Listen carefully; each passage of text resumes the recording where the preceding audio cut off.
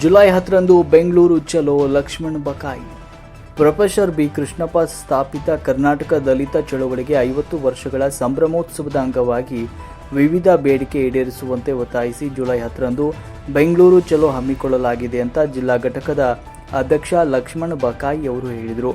ಧಾರವಾಡ ಜಿಲ್ಲೆಯ ಕಲಘಟಗಿ ಪಟ್ಟಣದ ಪ್ರವಾಸಿ ಮಂದಿರದಲ್ಲಿ ಸುದ್ದಿಗೋಷ್ಠಿಯನ್ನು ಕರೆದು ಮಾತನಾಡಿದ ಅವರು, ಬಗರ್ ಹುಕುಂ ಸಾಗುವಳಿದಾರರ ಜಮೀನು ಸಕ್ರಮಗೊಳಿಸಬೇಕು ಸೇರಿದಂತೆ ಹಲವು ಬೇಡಿಕೆ ಈಡೇರಿಸಲು ಒತ್ತಾಯಿಸುವುದು ಮತ್ತು ಸಂಭ್ರಮೋತ್ಸವದ ಕಾರ್ಯಕ್ರಮದಲ್ಲಿ ರಾಜ್ಯದ ಮುಖ್ಯಮಂತ್ರಿ ಸಿಎಂ ಸಿದ್ದರಾಮಯ್ಯ ಅವರಿಗೆ ಮನವಿ ಸಲ್ಲಿಸಲಾಗುವುದು ಎಂದರು. ಈ ಕಾರ್ಯಕ್ರಮಕ್ಕೆ ಕಲಘಟಗಿ ತಾಲೂಕಿನ ಎಲ್ಲ ಪದಾಧಿಕಾರಿಗಳು ಹೆಚ್ಚಿನ ಸಂಖ್ಯೆಯಲ್ಲಿ ಭಾಗವಹಿಸುವಂತೆ ತಿಳಿಸಿದರು. ಈ ಸಂದರ್ಭದಲ್ಲಿ ಕರ್ನಾಟಕ ದಲಿತ ಸಂಘರ್ಷ ಸಮಿತಿ ಜಿಲ್ಲಾ ಸಂಚಾಲಕರು ಮಹಾದೇವ್ ಮಾದರ್, ಮಹಿಳಾ ಒಕ್ಕೂಟದ ರಾಜ್ಯ ಸಂಚಾಲಕಿ ಮಾಂತವ್ವ ಸಂಶಿ, ಜಿಲ್ಲಾ ಸಂಘಟನಾ ಸಂಚಾಲಕರಾದ ಚನ್ನಬಸಪ್ಪ ಹರಿಜನ್, ಬಸವರಾಜ್, ಸುರೇಶ್ ದೊಡ್ಡಮನಿ, ನಾಗರಾಜ್ ಗುಂಜಾಳ್, ತಾಲೂಕು ಸಂಚಾಲಕ ಕಲ್ಲಪ್ಪ ಹರಿಜನ್, ಸುರೇಶ್ ಹೊಸಮನಿ ಹಾಗೂ ಇತರರು ಈ ಸಮಯದಲ್ಲಿ ಉಪಸ್ಥಿತರಿದ್ದರು. ವರದಿ ಪ್ರಕಾಶ್ ದುಪ್ಪದ್, ಮಹಾಯುದ್ಧ ನ್ಯೂಸ್, ಧಾರವಾಡ. ಜೈ ಭೀಮ್ ಬೋಲೋ, ಬೆಂಗಳೂರು ಚಲೋ. ಜೈ ಭೀಮ್ ಬೋಲೋ, ಬೆಂಗಳೂರು ಚಲೋ. ಸಂಭ್ರಮೋತ್ಸವ ಕಾರ್ಯಕ್ರಮ ಯಶಸ್ವಿಯಾಗಲಿ. ಸಂಭ್ರಮೋತ್ಸವ ಕಾರ್ಯಕ್ರಮ ಯಶಸ್ವಿಯಾಗಲಿ. ಸಂಭ್ರಮೋತ್ಸವ ಕಾರ್ಯಕ್ರಮ ಯಶಸ್ವಿಯಾಗಲಿ. ಜೈ ಭೀಮ್ ಬೋಲೋ, ಬೆಂಗಳೂರು ಚಲೋ. ಜೈ ಭೀಮ್ ಬೋಲೋ, ಬೆಂಗಳೂರು ಚಲೋ. ಜೈ ಭೀಮ್. ಕರ್ನಾಟಕ ಸಂಭ್ರಮೋತ್ಸವ ಹಾಗೂ ಬಿ ಕೃಷ್ಣಪ್ಪ ಸ್ಥಾಪಿತ ಜೆಎಸ್ಎಸ್ ಸಂಘಟನೆ 50ನೇ ವರ್ಷ ಸಂಭ್ರಮಾಚರಣೆ ಎರಡೂ ಜಂಟಿಯಾಗಿ ಆಚರಣೆ ಮಾಡೋ ಪ್ರಯುಕ್ತ ಕರ್ನಾಟಕದ ಡಾಕ್ಟರ್ ಅಂಬೇಡ್ಕರ್ ವಸಂತ ನಗರ ಬೆಂಗಳೂರಲ್ಲಿ ಜುಲೈ 10ರಂದು ಕಾರ್ಯಕ್ರಮ ಏರ್ಪಾಡು ಮಾಡಲಾಗಿದೆ. ಸೊ ಆ ನಿಟ್ಟಿನಲ್ಲಿ ಎಲ್ಲ ಕರ್ನಾಟಕದ ಕೃಷ್ಣಪ್ಪ ಪಡೆದ ಎಲ್ಲ ದೇಶ ಸಂಘಟಿತ ಸಂಘಟಕರು, ಮುಖಂಡರು ಸುಮಾರು ಸಂಖ್ಯೆಯಲ್ಲಿ ಆಗಮಿಸಿ ಆ ಕಾರ್ಯಕ್ರಮ ಯಶಸ್ವಿಗೊಳಿಸಬೇಕು. ಆ ಕಾರ್ಯಕ್ರಮದ ಉದ್ದೇಶ ಸಂಭ್ರಮ ಆಚರಣೆ ಜೊತೆಗೆ ನುಡಿದಂತೆ ನಡೆದ ಕಾಂಗ್ರೆಸ್ ಸರ್ಕಾರಕ್ಕೆ ಧನ್ಯವಾದನೆ ಹೇಳಬೇಕು. ನೂರಾರು ವರ್ಷದಿಂದ ಬಾಕಿ ಇರತಕ್ಕಂಥ ಬಗರ್ಪು ಸಾಗುವಳಿಗಳನ್ನ ಸಕ್ರಮ ಮಾಡಿ ಅವರಿಗೆ ಪಟ್ಟ ಕೊಡಬೇಕು ಅಂತಕ್ಕಂಥ ಕೆಲವು ಪ್ರಮುಖ ಬೇಡಿಕೆಗಳನ್ನು ಸನ್ಮಾನ್ಯ ಮುಖ್ಯಮಂತ್ರಿಗಳಾಗಿ ಬದಲಾವರಿದ್ದಾರೆ. ಅಲ್ಲಿ ಒಂದು ಬೇಡಿಕೆಯನ್ನು ಇಟ್ಟುಬಿಟ್ಟು ಆ ಪಟ್ಟ ಹಚ್ಚೋ ಕಾರ್ಯಕ್ರಮ ಕೂಡ ಕೊಡಲಿಕ್ಕೆ ಒಂದು ಸೊ ಆ ನಿಟ್ಟಿನಲ್ಲಿ ಜೆಎಸ್ಎಸ್ ಎಲ್ಲ ಬಣದ ಮುಖಂಡರು ಜುಲೈ 10ರಂದು ಬೆಂಗಳೂರು ವಸಂತ ನಗರಕ್ಕೆ ಆಗಮಿಸಿ ಅಂಬೇಡ್ಕರ್ ಕಾರ್ಯಕ್ರಮ ಯಶಸ್ವಿಗೊಳಿಸತಕ್ಕಂಥ ಕಾರ್ಯಕ್ರಮವನ್ನು ಇವತ್ತು ವ್ಯವಸ್ಥಿತವಾಗಿ ಕಲಘಟಗಿ ಮೂಲದ ಸನ್ಮಾನ್ಯ ಮಾಧ್ಯಮ ಮಿತ್ರರ ಮೂಲಕ ಮತ್ತು ಸಂಘಟಕರ ಮೂಲಕ ಮತ್ತು ಎಲ್ಲ ಕಾರ್ಯಕ್ರಮಕ್ಕೆ ಪ್ರಚಾರ ಮಾಡೋದ್ರ ಮೂಲಕ ಎಲ್ಲರೂ ಆ ಕಾರ್ಯಕ್ರಮ ಭಾಗವಹಿಸಿ ಅಂತಕ್ಕಂಥ ಹೇಳಿಕೆಯನ್ನು ಪ್ರಕಟಪಡಿಸ್ತಾರೆ. ದಯವಿಟ್ಟು ಎಲ್ಲ ಬರಬೇಕಂತ ಉದ್ದೇಶ ಇವತ್ತಿನಾಗಿದೆ. ಜೈ ಭೀಮ್, ಜೈ ಭಾರತ್. ಲಕ್ಷ್ಮಣ್ ಬಕಾಯಿ, ಧಾರವಾಡ. ಸಮಿತಿಯ ರಾಜ್ಯ ಸಂಚಾಲಕರಾದ ಎಂ ಗುರುಮೂರ್ತಿಯವರ ನೇತೃತ್ವದಲ್ಲಿ ಪ್ರೊಫೆಸರ್ ಕೃಷ್ಣಪ್ಪನವರು ಸ್ಥಾಪಿಸಿದ ಸಂಘಟನೆ 50ನೇ ವರ್ಷದ ಸಂಭ್ರಮ ಮಹೋತ್ಸವವನ್ನು ಜುಲೈ 10ರಂದು ಬೆಂಗಳೂರಿನಲ್ಲಿ ಮುಖ್ಯಮಂತ್ರಿಯವರ ನೇತೃತ್ವದಲ್ಲಿ ಸಭೆಯನ್ನು ಕರೆದಿದ್ದು,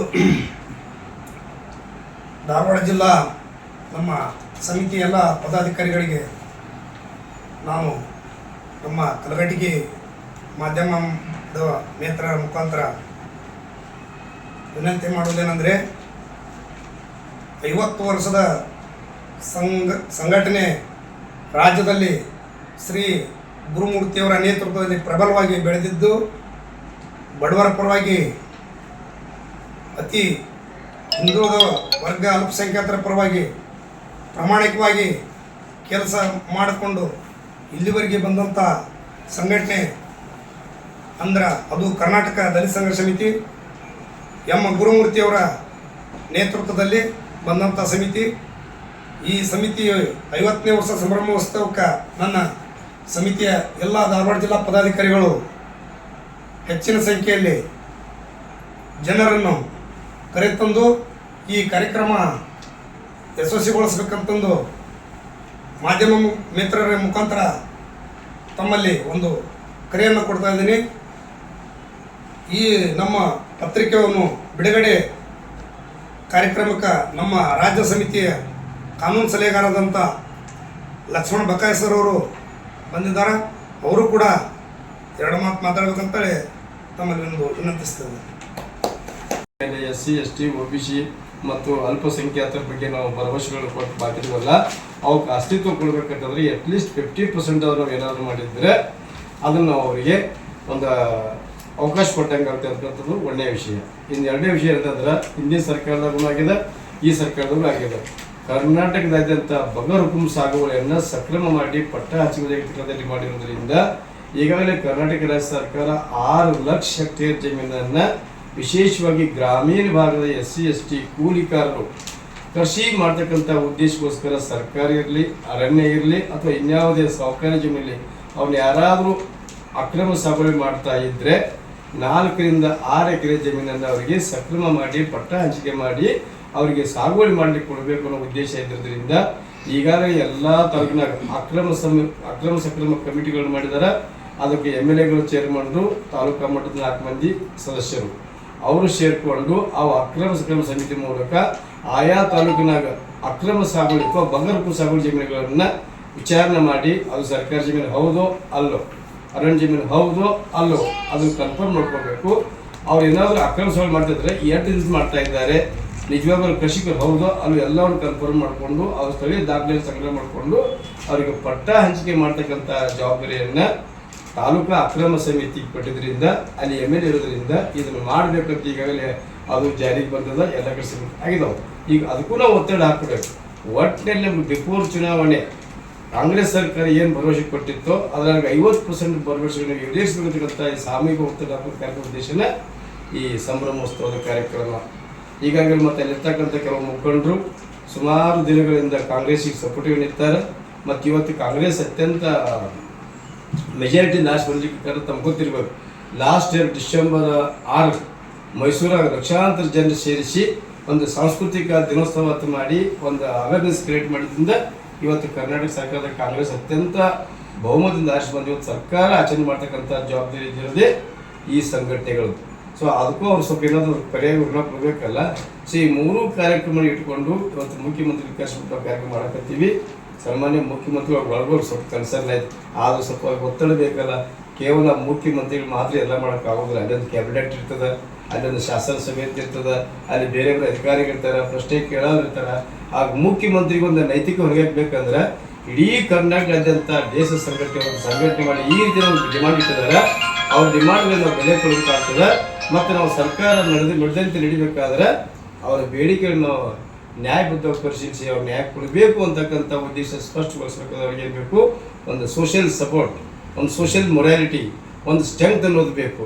ಅವಿಗೆಲ್ಲ ಡಾಕ್ಯುಮೆಂಟ್ ಇದಾವೆ. ಅದಕ್ಕೆ ದಯವಿಟ್ಟು ಕಾಯ್ಕೊಂಡಿದ್ವಿ.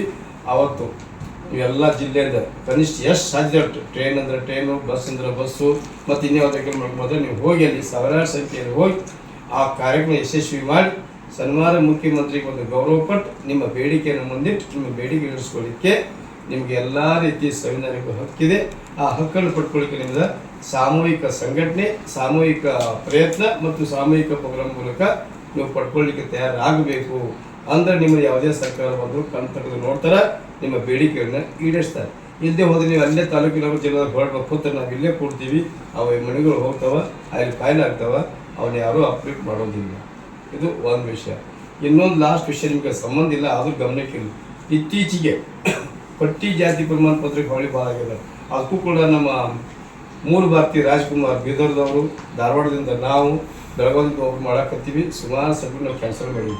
ಸೊ ಅದಕ್ಕೂ ನಾವು ಹೇಳಬೇಕಾಯ್ತು. ಇವತ್ತು ಉದಾಹರಣೆಗೆ 3-4 ಜಾತಿಗಳು ಡುಪ್ಲಿಕೇಟು ಆ ಪಟ್ಟಿ ಸರ್ಟಿಫಿಕೇಟ್ ತೊಗೊಂಡು ನಮ್ಮ ಮೂಲ ಎಸ್ಸಿಗಳನ್ನು ದಮನ ಮಾಡೋದ್ರ ಮೂಲಕ, ಸರ್ಕಾರಕ್ಕೆ ವಂಚನೆ ಮಾಡೋದ್ರ ಮೂಲಕ ಸರ್ಕಾರ ಸವಲತ್ತುಗಳು ಅವ್ರು ಕಮಿಸ್ಲಿಕ್ಕಂತಾರೆ. ಅದಕ್ಕೂ ನಾವು ಬ್ರೇಕ್ ಹಾಕಬೇಕಾದ್ರೆ ನಮ್ಮದು ಒಂದು ಸಾಮೂಹಿಕ ಸಂಘಟನೆ, ಸಾಮೂಹಿಕ ಒತ್ತಡ, ಸಾಮೂಹಿಕ ಪ್ರಯತ್ನ ಅಗತ್ಯ ಇದೆ. ಅದು ನಾವು ಮಾಡಿದ್ರೆ ನಾವು ಮೂಲ ಪರಿಶಿಷ್ಟ ಜಾತಿ ಮತ್ತು ಪಂಗಡ ಜನಾಂಗ ಒಂದು 4 ವರ್ಷ ನಮ್ಮ ಅವಕಾಶ ಪಡ್ಕೊಂಡು ನಮಗೆ ಅವಕಾಶ ಇರ್ತದೆ. ನಾವು ಸುಮ್ಮನೆ ನಮಗೆ ಯಾಕೆ ಬೇಕು ಅಂತ ಒಂದು ಬೇಜವಾಬ್ದಾರಿ ಬಿಟ್ಟಿರ್ತಂದ್ರೆ ಭಾಳ ಶಾರ್ಟ್ ಪೀರಿಯಡ್ ಅಂದರೆ 4-5 ವರ್ಷದೊಳಗೆ ಮೂಲ ಪರಿಶಿಷ್ಟ ಜಾತಿ ಅದನ್ನು ಸಂಪೂರ್ಣ ನಿರ್ನಾಮ ಮಾಡ್ತಾರೆ. ಈ ಡುಪ್ಲಿಕೇಟ್ ಮಂದಿ ನಾವೆಲ್ಲ ಕಲಿಸ್ಕೊಂಡು ನಮ್ಮನ್ನು ಬೀದಿಗೆ ತರ್ತಾರೆ. ಅವರು ಎಲ್ಲ ಅವಕಾಶಗಳು ಹೊಂದಿಟ್ಟು ಮತ್ತು ಸಂವಿಧಾನ ವಿರೋಧಿ, ಪ್ರಜಾಪ್ರಭುತ್ವ ವಿರೋಧಿ, ಅಂಬೇಡ್ಕರ್ ವಿರೋಧಿ, SC ST ವಿರೋಧಿಗಳೇ ತಮ್ಮ ಆರ್ಭಟವನ್ನು ಮಾಡ್ತಾರ ಅಂತಕ್ಕಂಥ ಸಂದೇಶನೂ ಕೂಡ ಒಂದು ಕೊಡಬೇಕಾಗಿದೆ. ಸೊ ಈ ನಿಟ್ಟಿನಲ್ಲಿ ಒಂದು ರಾಜ್ಯ ಮಟ್ಟದ ಸಂಘಟನೆ ಅಗತ್ಯ ಇತ್ತು. ನಮ್ಮ ರಾಜಮೂರ್ತಿಯವರು, ಗುರುಮೂರ್ತಿಯವರು ಮತ್ತು ನಮ್ಮ ಮುಂಡ್ರಿನಾಜ್ ಅವರು ಒಂದು ಒಳ್ಳೆಯ ಪ್ರಯತ್ನ ಸಂಘಟನೆ ಮಾಡಿದಾರೆ. ನೀವೆಲ್ಲರೂ ಬರಬೇಕು, ಆ ಸಂಘಟನೆ ತಿಳ್ಕೋಬೇಕು. ಸಂಘಟನೆದಲ್ಲಿ ಯಾರು ಬರ್ತಾರೆ, ಏನು ಮಾಡ್ತಾರೆ, ಸಂಘಟನೆಗಳಲ್ಲಿ ಯಾರ ಮುಖ್ಯಮಂತ್ರಿಗಳು ಏನು ಮಾಡ್ತಾರೆ ಎಲ್ಲ ನೋಡಿದ್ರೆ ನಿಮಗೂ ಅರ್ಥ ಆಗ್ತೈತೆ. ಹೌದಪ್ಪ, ನಮ್ಮ ರಾಜ್ಯ ಮಟ್ಟದ ಮುಖ್ಯಮಂತ್ರಿ ಏನು ಹೇಳ್ತಾರೋ ಅದಂತೆ ನಡ್ಕೊಳ್ತಾರೆ. ಮುಖ್ಯಮಂತ್ರಿಗಳು ಕರೆಸ್ತಾರೆ, ನಮ್ಮ ಬೇಡಿಕೆಗಳನ್ನ ಇಡ್ತಾರೆ, ಅವನ ಪ್ರಯತ್ನ ಮಾಡಿ ಅವನ್ನ ಜಾರಿ ತರಲಿಕ್ಕೆ ಹಗಲು ರಾತ್ರಿ ಶ್ರಮ ಪಡ್ತಾರೆ ಅಂತಕ್ಕಂಥ ನಿಮ್ಗೆ ವಿಶ್ವಾಸ ಆದಮೇಲೆ ನಿಮ್ಗೆ ಸಂಘಟನೆ